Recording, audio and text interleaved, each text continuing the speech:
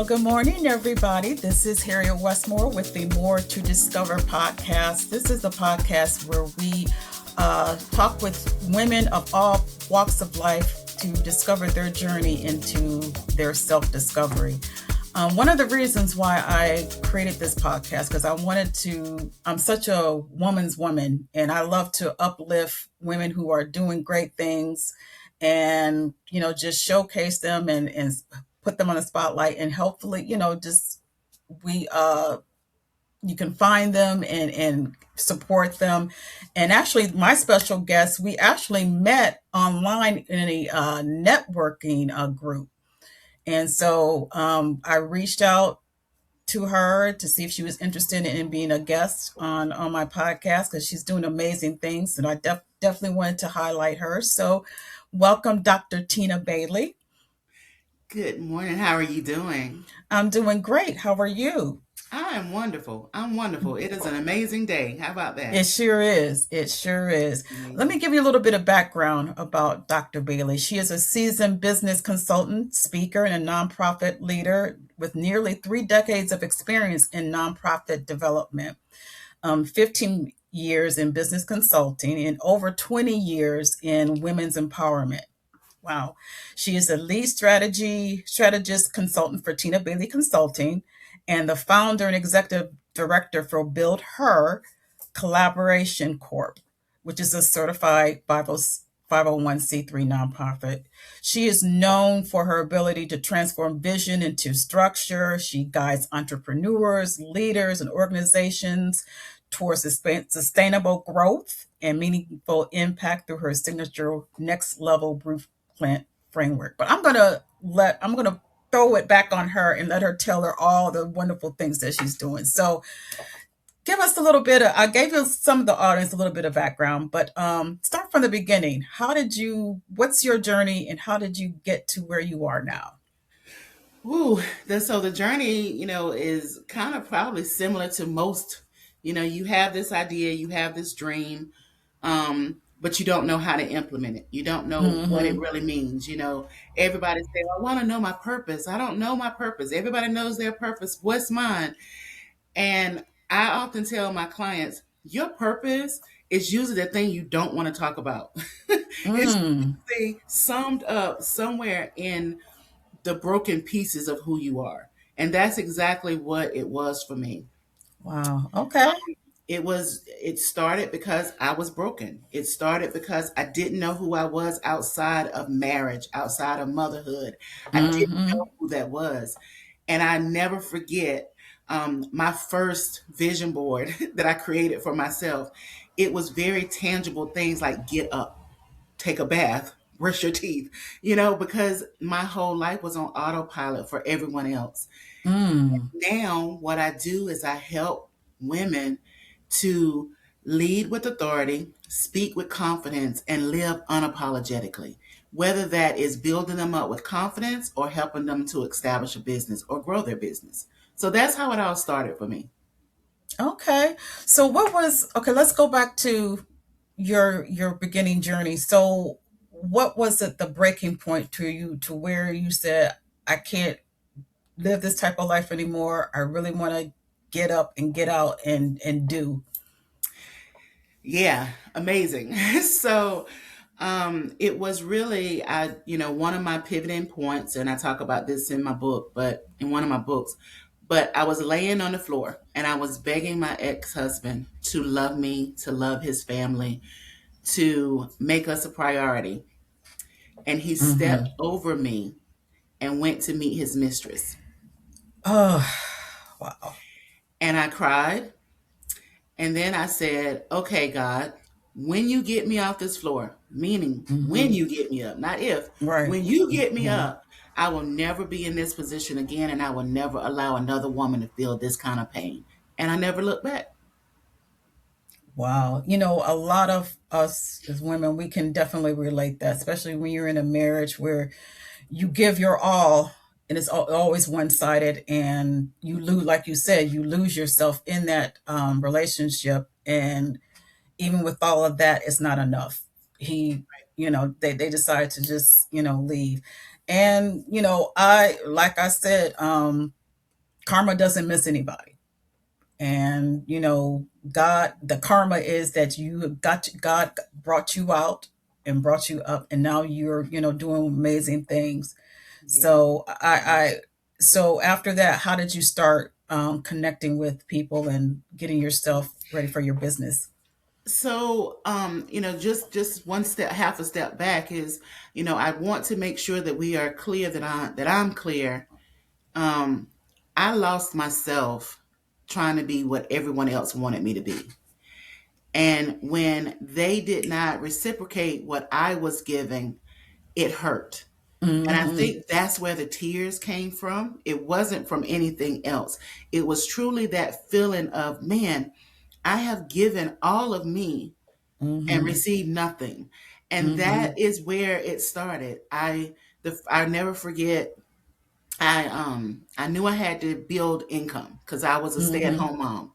Okay. And I was like, okay, what do I do? Because this is a reality now. This is Mm-hmm. really happening. And like I said, that first vision board, it's like, okay, just get up, figure it out, get up. Mm-hmm. Um, and where it started is I had was writing in my journal, and I actually was online, and I saw this lady. She wanted a virtual assistant to help with her publishing company. Okay. And I said, yeah, I can do that. I can do that. Yeah. I got background. Mm-hmm. I got skills. I just haven't used them, right? Mm-hmm. And we got to talking, and before she hired me as a virtual assistant, she encouraged me to publish my book. It wasn't supposed to be a book. It was just thoughts that I had put in a journal. But it was Mm-hmm. such a blueprint. It has turned into a blueprint to help women find themselves and take off the mask. And that's Mm-hmm. how it started. Um, I was doing the book release, and I looked in the audience, and I saw all of these women looking at me and connecting with my story. And I was like, Mm-hmm. man, we need to capitalize on this because are hurting. Women are hurting. They don't Yes. have a voice. They don't feel seen. They don't, what's going on. And the next year, we did what we now have as an annual conference, the Help Conference. And it has grown, and this year we will be celebrating the 12th year. Wow. And yeah, and so that's how it started. That's how it started. And as people came to that conference, they wanted to learn how I did what I did and how I started rebuilding. I didn't have the Mm-hmm. answers. I was rebuilding with them. But I tell people all the time, people don't need perfection. They just need someone that is a step ahead of them, you know Right. and That's and and I good. and I was a step ahead of them, so I could guide them, and as they grew, I grew. And so now, it's just, is developing more into, okay, now that you have and you can identify who you are, let me Mm-hmm. show you how to be a boss. And so for me, a boss is a woman that is bold, optimistic, strategic, and self-reliant. And so, Wow. whatever it needs for me to help you get there, that's what we're doing. Wow, I love that. And I'm so glad you said, that you don't have to be the perfect, person in order to help others. Because me personally, I felt like, oh, I got to get this certification. I got to do this. I got to do that in order to, and then I can, put myself out there. But you're right. I mean, how better to learn about yourself by learning with the others that you help with. You know what I mean? Yeah, I didn't yeah, say that right, but you know what I mean. I So do. yeah, I appreciate you saying that because I mean I've had that feeling. I said, well, what am I doing? I can't. I got to get this going. I feel like I can't help anybody else until I get myself right. But Yeah. um, So in one of my books, I talk about it's a caption, and it's actually on the back of the book because it was really the what empowered me, what focused me, and it mm-hmm, says the most liberating thing is when I learned I didn't have to be perfect in an imperfect world. mm, I wanted to be the perfect wife, the perfect mother, the perfect daughter, the perfect friend, the perfect employee. And I was Mm-hmm. killing myself trying to be all of that. And what I realized is that this world and anything that you do is never perfect if your hands is in it. So Right. I had to stop living like that and start saying, okay, how do I make myself better than I was yesterday? That's all I need. I just need a little bit of growth from yesterday. If it's Mm-hmm. walking a mile, okay, tomorrow I'm gonna walk a mile and 4 extra steps. I'm better, you know? Mm-hmm. If it's reaching out to a friend, okay, I reached out to her, but we didn't have substance conversations. And next time it's gonna be substance. Mm-hmm. Whatever it is and whatever you need to do to make yourself better, that's your goal. That's your goal. Wow. Wow. I like that. Now, let me go back to what you just said. Now, you said you wanted to, you wanted to get over it's basically people pleasing. Mhm. Where did that come from? Was that from how you were raised, or how, just your Yeah, personality? yeah. So I think it was a combination of all of those things. But Okay. let's just be real. If we're honest with ourselves, from the very beginning, we are taught to put others before us. Yeah. And so one of the things I talk about all the time is how the first thing that we give a baby girl is a baby doll. And we tell Mm-hmm. her to take care of it. Don't hurt your baby. Don't let your baby cry. You need to be a good mommy. And then the next Mm-hmm. thing we give her is a play kitchen set. Okay, let's Mm-hmm. cook your food for your family. Let's do all those things. Never in there have we taught her to love herself. I like that. I've never heard that type of illustration, but it is so true. Hmm. For us as women, Hmm. we are Hmm. learned to be the nurturers. Yeah, yeah, yeah. And so now that you're changing, now that you realize that, you're not the people pleaser anymore, how did your inner circle of friends, how did they react to that? Yeah, so one of the things I often say is the only one that will have a problem with your boundaries is the one that benefits from your boundaries. Mm-hmm. And so when you are looking at, I had to learn that when I was looking at individuals that was pushing back on my boundaries, I had to Mm-hmm. stop and say, what am I giving them and what am I getting in return? And Mm-hmm. if it's not reciprocal, then there's a problem. Right. If everybody's not going to be everything for you, and that was a lesson I had to learn. Mm-hmm. You have to give up. Again, my whole framework is around being a boss. So your life is your first business. And so I say Mm. that everyone in your life should have a job description. And if they don't have a job description, then how can you measure whether or not they are actually doing their job? If you Right. don't have, yeah, if you don't have sit down and have a business meeting with yourself and figure out where this Mm-hmm. is working and where it's not, Mm-hmm. somebody else is going to define what that looks like for you. If you don't give a performance evaluation on these individuals periodically, you can get lost in the shuffle, right? Exactly. So the way it showed up for me was, it's just like you asked the question, how did that affect your other relationships? Well, I started hearing a lot of things like, you're changing, you're not the same person. And I started saying good instead Mm-hmm. of trying to shrink back into what they wanted me to be. I started Right. saying good. Growing up, I did not like, I was bullied. I was bullied as a child. Mm-hmm. I was molested as a child. And so I had a lot of inner critic thoughts going Mm-hmm. on. Mm-hmm. And I hated when someone said, I don't like you. I wanted to be liked by everyone. So Yeah. when someone Yeah. said to me, I don't like her, and I'm like, me? Everybody like me? Like, what in the world? What did I do Right. to you? Right. Well, Right. now in my job, in my business, I get excited when someone say I don't like you, because that means I'm doing my job. I'm pushing you out of your comfort zone. I'm making you into a better version of yourself. So yeah, you Right. don't have to like me. You're not paying me to like me. You're paying me to Mm-hmm. help you. Mm-hmm. Exactly. I like that. So Oh, yeah, I so like that's that. where it turned for me. It was like, okay, you can sit and you can worry about who don't like you, or you can um promote the individuals that do. And that's another thing. I have a lot of sayings that I say. Mm-hmm. Someone said, Tina, you need to trademark these sayings, Yeah. um, but you are the CEO of your own life. You get to promote the things that work for you, but you also get to demote or terminate the things that are not. And so, what are you doing with your ability? How are you showing up for yourself? How are you implementing what it is that you need? Who, not what are you bringing to the table, but who are you allowing to sit at the table with you? Mm. Mm.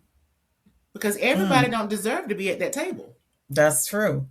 That is correct. So, how often do you have your business meeting with yourself? How often should we, if you talking to the audience, how often do you think that we should reevaluate and, really reflect and see who should be, who's, because sometimes a lot of our friends they're just there for a season.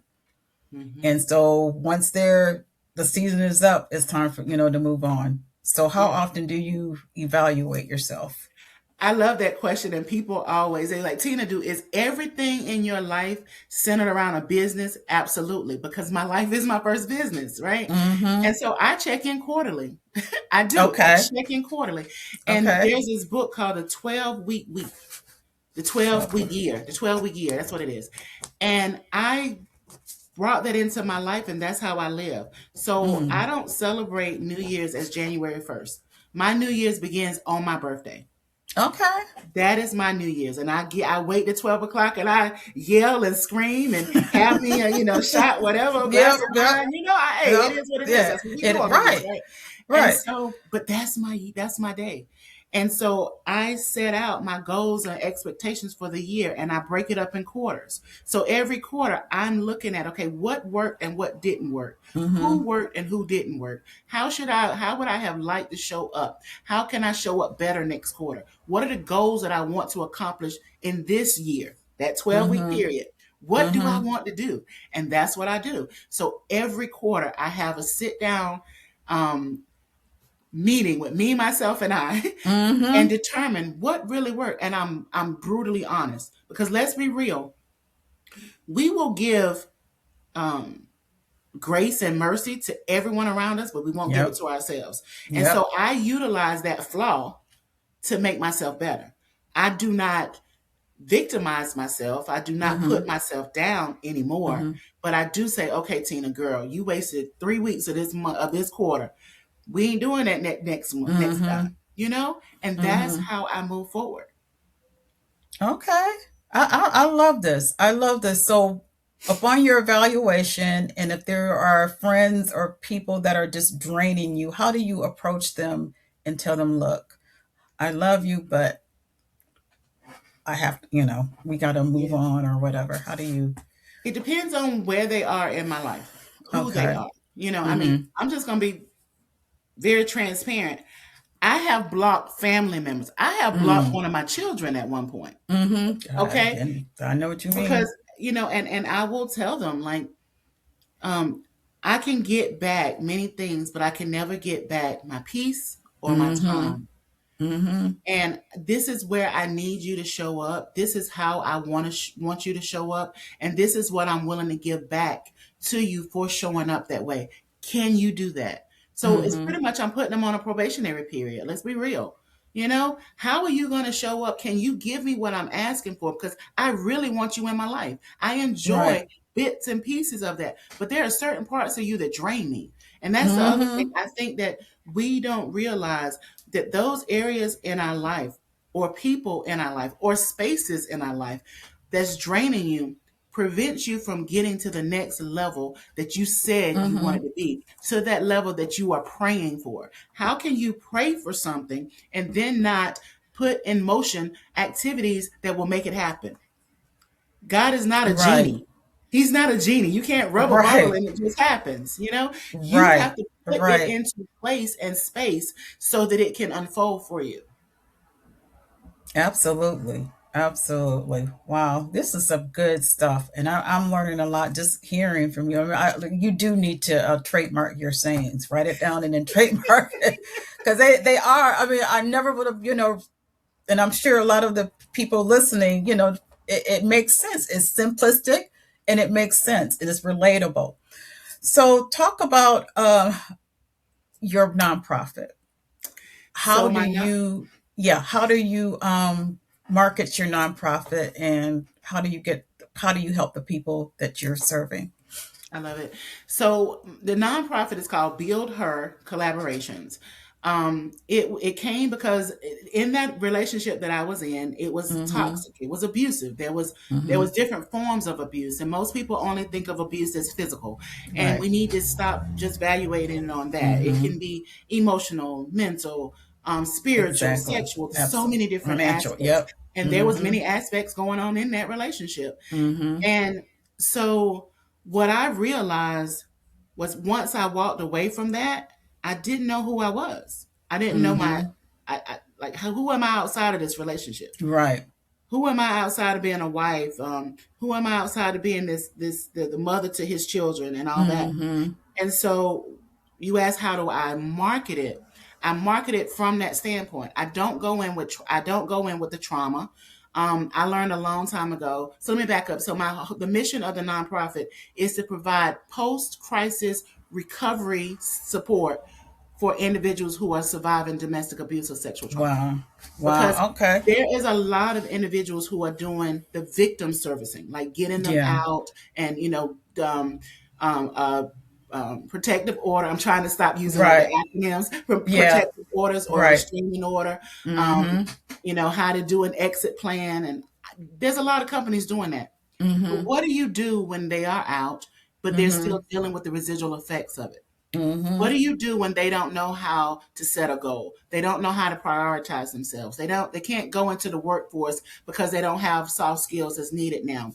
What do you do when they don't have the clothes to wear? What do you do when they need to reestablish who they are and often reintroduce themselves to themselves? How Right. do you do that? Who does that? And that's Right. why I said, let me raise my hand and fill in that gap, because that's what's needed. Because until That's that's exactly. needed, they're going to end up back into another abusive relationship. Exactly. And I think we talked about this pre recording about, I Hmm. mean, the need of having like an active care, because I mean, you only stay in they allow you, it depends on the agency, they only allow you to stay in the shelter for so many days. But what can you do in, well, in this where I am, in 30 days? What can you accomplish in 30 days? Nothing. I mean, you're out of that, dangerous situation, but then after that 30 days, you may ask for an extension, but after that, then what? Where is she going to go? And Yeah, if she doesn't have that, framework or that blueprint, like what the services that you're providing, you go back to what you know, whether yeah, it's good or bad, or yeah, not. yeah, yeah. And it's just like we was talking to one of my partners, and a victim. I was going to say a woman, but we have male Mm-hmm. victims too, and I Mm-hmm. want to Right. highlight that, right? But Right. Right. a person, a victim, or someone that is in a domestic abusive situation, especially if there's violence involved, is Mm-hmm. equivalent to a person who has been incarcerated for 10 years. Mm-hmm. They come Mm-hmm. out and they have no idea what's on the outside Right. because they haven't been exposed to it. So that person that is in that abusive relationship has been isolated from all the changes in the world. They have Mm-hmm. been isolated from a support system or friends. They have been put in a box and said, "Don't move unless I tell you to move." Mm-hmm. And so, isn't that the same way it is in incarceration? You know. Exactly. And so, Exactly. I think people, when they hear that, they're like, "Wow, I never thought about it like that." you Mm-hmm. know? And so we market it from a standpoint of, have you been in a domestic abusive situation and lost yourself? Do you need friendships? Do you need support? Do you need accountability? Do you need structure? That's how we present it. Because I learned a long time ago, it is not my ministry to help you get out, because I Mm-hmm. will become your abuser. I will try to make you leave, and that's not Yeah. going to help. Right. And so we do a lot of now that you're out and now that you're feeling confident in your decision, or you don't feel confident in your decision, let's help you to figure out what your goals are. Let's give Mm-hmm. you the space to prioritize who you are, because for Mm-hmm. so long you was afraid to do that Right. because you couldn't allow yourself to be vulnerable, Right. because then that abuser would take even more advantage of you. Exactly. Exactly. So do you work with agencies within your area that partner? Because once the domestic violence agencies, do they call you? Well, she's ready, or do they do like an assessment? Okay, I feel that she's ready to move on to the next step, and that's where Yeah. they contact you. Is that how that work, or Yeah, how do so you? right now what we do is there's a statewide database that we use and we put our information in, and so anybody on that database can refer them to us. Oh, Um, okay. and so, but my ultimate, because most of our work is virtual, we are Mm-hmm. able to help anyone anywhere. You know, Oh, we great. have, Okay. yeah. So I'm certified as a peer support for North Carolina, so I know how to do the research to help find those resources in your area. But yeah, our target audience is North Carolina. But my thing is, domestic abuse does not discriminate. It happens anywhere and everywhere. Right. These services Exactly. are not provided. And Mm-hmm. one of the things that I would love is to build chapters or phases other places because it is so needed. But we're going to It get, is. we're going to get there. Um, but right now it is a matter of, we do have some organizations that say, well, we can't help you because let's Harriet, one of the things that hurt me to my heart is I had someone to call me and say, well, I'm no longer in imminent danger. I'm not in danger. I'm already out of the situation and I can't find resources to help me. Yeah. Or I waited too long to talk about it and so now no one will help me. Like, do you realize how difficult it is to admit that you Yeah. have allowed someone to take so much control of your life that you don't know who you are and then you're going to penalize them for that? Yeah. Exactly. I get it. I get That it. burns me up. It does. It does. So, who is the oldest client that you've served, and who is the youngest? What is the youngest client? So interesting enough, let's start with the younger one because that was how I switched and changed the way I do things. The Mm-hmm. younger one, she was 21.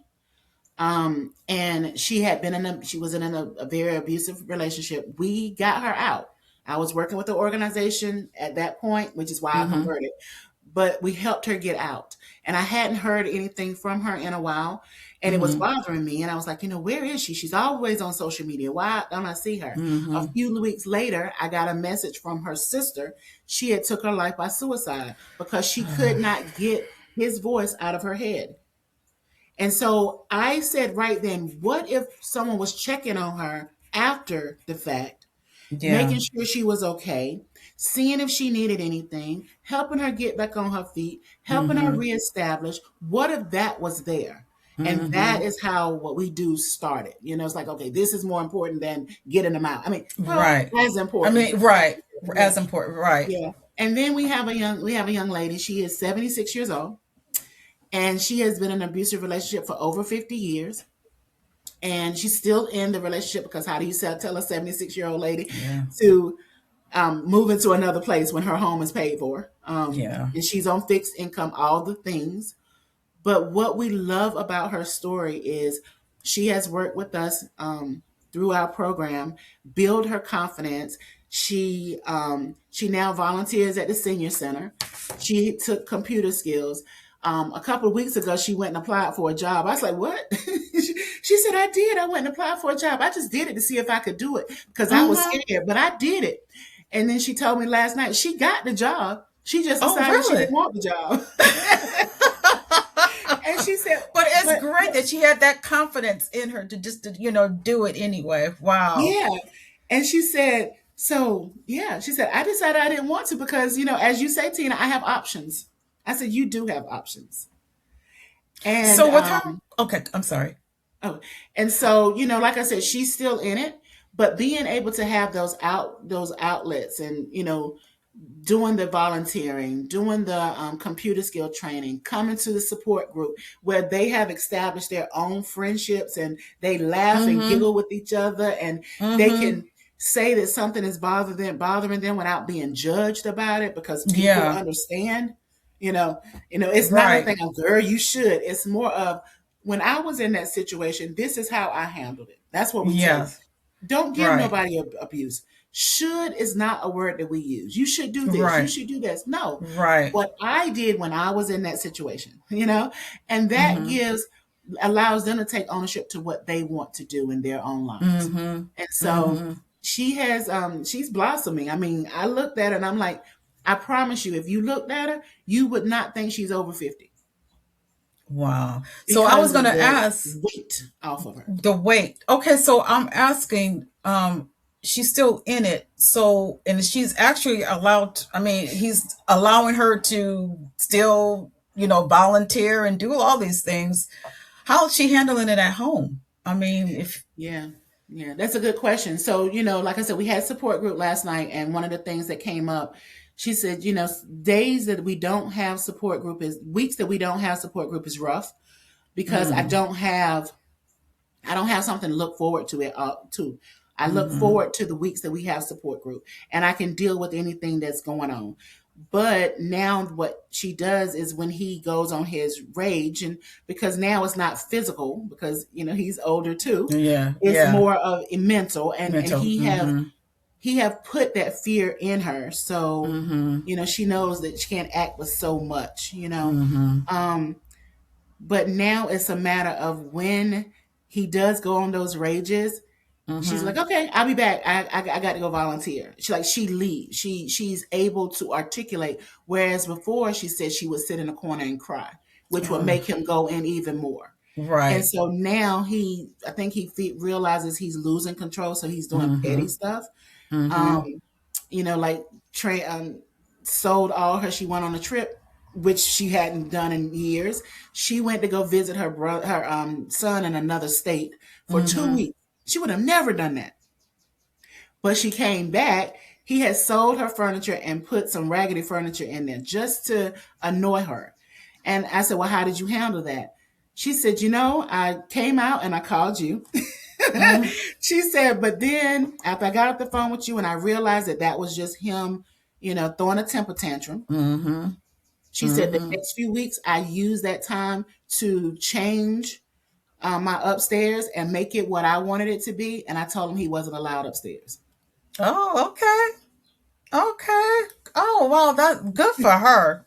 Good for her. That is such amazing that just being in your program, how she even at 76 years old, and how, like you said, how hard it is once you're at that age. You've been in that relationship for decades. It's hard to change that mindset, but she's working through it. She's Hmm. and in the midst of going through that, she has become a whole complete person. Yeah, yeah, yeah, yeah. Wow. Wow. See, I this is love what, it. I yeah. love the transformations that we get to see, that we Yeah. get to be a part of. Yeah. Um, because let's just be real, Harriet. If she hadn't have found the program and at 76 sitting in a corner crying because someone is yelling at you, that's easy death. Yeah. That's easy to eat. Whether it's natural or self-inflicted, that's easy Mm-hmm. death. Mm-hmm. And now she's like, well, girl, in 5 years, I'm going to, and I'm like, okay. Wow. So how can people reach out to you? Yeah. So I am on social media everywhere Okay. as Tina Bailey. Of course, the website for the nonprofit. I think many of your listeners would be interested in that.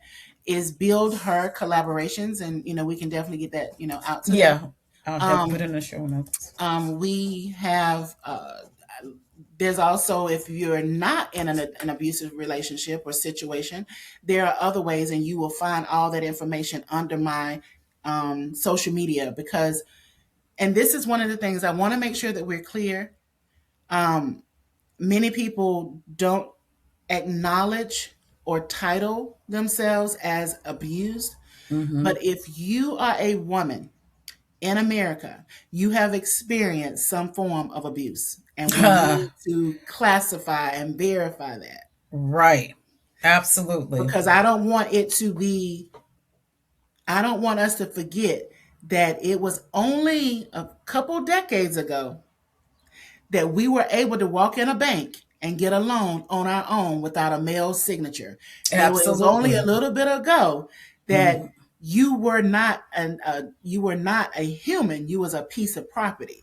So I want you to realize, if you are a woman in America, you have experienced some form of abuse, and that is what we deal with. Absolutely. I love that. I love that. So I'll make sure I have Dr. Bailey's information in the show notes. So I mean, and I love the fact that she is virtual and she can help you anywhere in the in the country. So don't think you just have to be in North Carolina. So any last thoughts, and what would you say to that person who is probably watching and is in the situation that they're in now? Yeah. I would say two things really. If you are in that situation and you're trying to figure out, okay, I'm out, but I don't know where to go from here, I want you to realize that you are not alone and you're not behind. How can you know how to do something that you never had to do before? Mm, How can you expect yourself to have all the answers to a quiz or test that you were never given anything to study from? mm, You cannot pass this test alone, and you don't have to. We're here to help you. We're here to help you. We got the cheat sheets. We know we got the cliff notes for you. You just have to be willing to do the work. That's the first thing. The second thing is what I will tell you. If you know someone that is in an abusive relationship, and mm-hmm. this is your friend, this is your girl, this is that one you would do anything for, the worst thing you can tell her is what she should do. Take the should out of it. Take the should out of it. And before you say, girl, you should leave, I want you to ask yourself, are you allowing her and her children, if there's there, to sleep on your couch? If not, Mm, your opinion is mm. irrelevant. Oh, that's a great one. That's Yeah, a great one. because it's not helping her make a decision. It's Right. giving her more obstacles to a decision. Yes. Wow. So, Love it. Well, Dr. Bailey, you have gave so much. I love your energy. Number one, I can see you are passionate in what you do, and you gave us so much insight of how things are, and what how you can help. And like you said, it is so much needed to have that after, you because they say it takes like 7 times to get out of a situation, and and getting out of it is the most dangerous part. Okay, you did that. Now what? Because yeah, we don't want you to go back in. And there's help. Obviously there's somebody who had the ingenuity like yourself that says, okay, now what do I do? yeah, And there's help out there. You provide that bridge for yeah, them to become self-sufficient and successful. yeah. And realize, I'm sorry, one more thing. Mm-hmm. I do not care if you have been out for 20 years. You are still probably dealing with the inner critic and imposter syndrome, and Yeah. hearing all the things that abuser told you. And Yep. remember, it may not have been a counterpart. It could have been a parent. It could have Yep. been an employee, Mm-hmm. an employer. It could have been a coworker. Mm. Someone spoke to you and made you feel like you're less than, and you are afraid to move forward. Yes. You are caught in the fog. Fear, Mm-hmm. obligation, and guilt. Stop. Mm. Stop. You don't have to sit there. Let's clear that. Let's clear that out. Let's clear it Wow. out. All right, you heard her. Clear it out. All right. Thank you so much for being such a delightful guest on More to Discover. Please, you guys, don't forget to hit that share, like, and subscribe. I mean, this is a very much needed conversation. If you know somebody, because we all know somebody, if we haven't been in it ourselves, but I mean, sharing is caring. Share Yes. this conversation to someone that who, definitely can use the services. Yes. So until next time, you guys please stay safe, and we'll talk with you soon. Bye.